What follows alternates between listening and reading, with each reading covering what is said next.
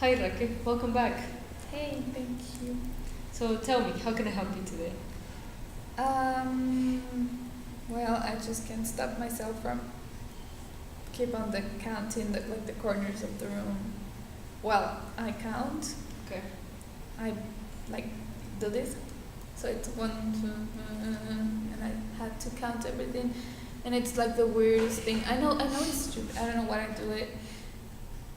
And so when I do this, sometimes I have like a friend listening to me, hey, hello, and I was like counting like, and then hey, and I just can't help myself. I don't know why.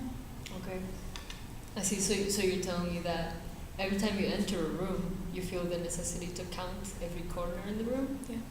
Okay. And that prevents you from paying attention to the rest of the things going on? Yeah, exactly. Okay, I see. So how long have you been doing this? I think it started like a year ago. Yes, it's like about a year ago. Okay. Can you think of anything that may have triggered it in the first place? Hmm. Well, in the past year has happened like a lot of things to me, so I don't know what happened, but I feel like the main events were that my one of my uncles died. My sister was going to get married, but then like he didn't show up for the marriage, so I was really stressed out for her. What else was? And that in the class they blamed me for some copy thing, and they like about a thing I didn't do, so I failed this class for this reason I didn't. So yeah, I think those are like the three most important events. Okay. And so you were telling me that you don't really feel the connection between what you do now and what happened Yes, before. I don't know, it's dumb. Okay. What goes through your mind before you start counting? What goes through your mind? A feeling of anxiety because I have to do it. I don't feel like safe if I enter to a room without counting. So yeah, so like stay in the door in the middle of the unique place to walk in. Mm-hmm. So people start like, come on, just walk, and I have to like they have to wait for me because I'm counting. Okay. And what do you think, or what do you feel after you finish counting? Right after, I'm like now safe because I've counted, so I like I don't know, maybe on my checklist did it, so then I can be fine developing in that space. Like right now, when I enter, I don't know if you've noticed I did it, so I'm fine right now, so I can keep on talking. So you don't feel the necessity anymore until you go out again? To another room, yes. Mm-hmm. Okay. And so, has this ever caused you any trouble? Like the counting? Yes. Yes, like socially, people hate it because I stay in the middle of the door. Sometimes also when I have to leave from work and I have to like close the thing with another workmate, I have to count like every single corner of the room, and there are like a bunch of rooms, so she always gets mad at me, and she doesn't speak to me anymore. Like I don't know, she doesn't understand me. Okay, I see. So you're telling me that it has interfered in your work and it has interfered in your social life, right? Yeah. Okay, I see. And so, do you do this all the time, no matter the room, no matter the place, even inside your house too? Yes, absolutely. Okay. When I enter, I have to. When I enter some place, no matter where. Okay. And it started a year ago, you said? Yeah. Okay. And before that year, what was going on in your life, basically? Before the year, it was like a normal life, I would say. I was studying my career. I was like a normal life, really. Yes, I don't think like any special things going on. Okay. How did you used to deal with stress of a new situation? A year, yeah. Yeah, before anything of this started. What I used to do was breathing techniques or go for a walk. Okay. Yes. And have you stopped doing those things? Yes, I have. Yes, I haven't noticed really. And I think I stopped a year ago. Okay. Yes, like yes. Wow. Okay. So would you consider this new counting thing as like a new relaxing technique for you?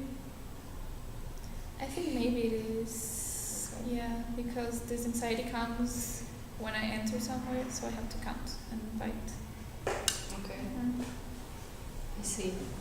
But then the counting never happens like when you're stressed out by, for example, an exam. No, it's just when I enter to the rooms. Okay, it's like Mhm. specific to that. And how do you deal with other stressors in your life? Well, I think what I do is I try to. Well, it doesn't work really. I try to breathe as I used to, but I just can't calm myself down. So what I do is drink a little bit. Okay. So yes, sometimes I do that. Okay, so you're telling me that whenever you face something that is stressing, you've tried breathing, doesn't really work that well, and also drinking, like alcohol? Yeah, it's alcohol. Okay, I see. And so, how is your relationship with your family in general? I think we're close family. Right now that I'm studying away from my hometown, it has been a little bit more distant. Okay. And since my sister had like this failure marriage, it's been uncomfortable because now we can't just relate to each other as we used to, because I don't know, maybe something we say should, or maybe this triggers like her crying or anger or whatever, and so we all get really bad, uncomfortable. Okay. So you're telling me that you're a close family, but then being away from your hometown makes it a little bit harder to maintain that closeness, and also that, would you say you're kind of like afraid to like talk too much to your sister because you're Yes. afraid of triggering her? Mm-hmm. Okay, I see. And so, before all this happened with your sister, how was your relationship with her? It was really great. Despite she was like much older than me, she's 11 years old. Older. Yeah. And so even that, we really were really close. We even go to party together. We go to some place to get a coffee or whatever. So yeah, it was really close. Okay. And then when the marriage thing happened, how did you react to them at the time?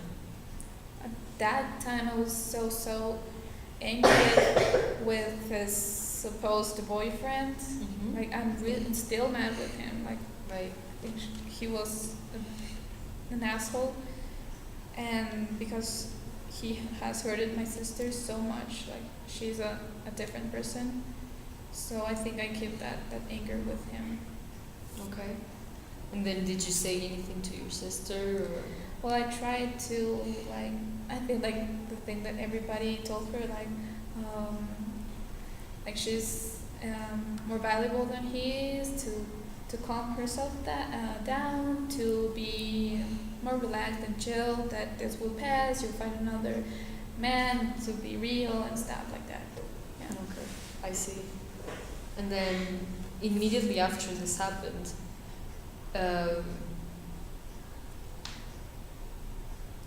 how this change the habits that you had with your sister? You said you spent time together, like going to parties, or Yeah. like how did that change and how did you feel? Well, I think she got, I don't know, like, as you know, like depression. But I think, like, from my eyes, she got depressed because of it. She didn't want to go out anymore. So I tried to cheer her up by doing things we did before. But she just was reluctant and she didn't want to do it. Okay. And has this persisted over time? Because you said it was a year ago. Yes, it was a year ago, but still she's like in this state. She's kind of more open now, like for a coffee. Not partying, we haven't partied like a year ago. But for a coffee or maybe just to go for a walk, like around like the house, not even to a nice place. Okay. Yeah, it's just like that. And sometimes we don't talk at all. We just walk and just, yeah. Okay. And so you're basically telling me that before you two would get out, would hang out a lot and like go to parties and I'm assuming talk more, and now she's more reserved and she doesn't really want to like do the things she used to. Yeah. Okay, I see. And so about the other event, the plagiarism event. Yeah. Okay. So what happened? So this happened in high school. When I was in this year before graduating. So we were given a chemistry test.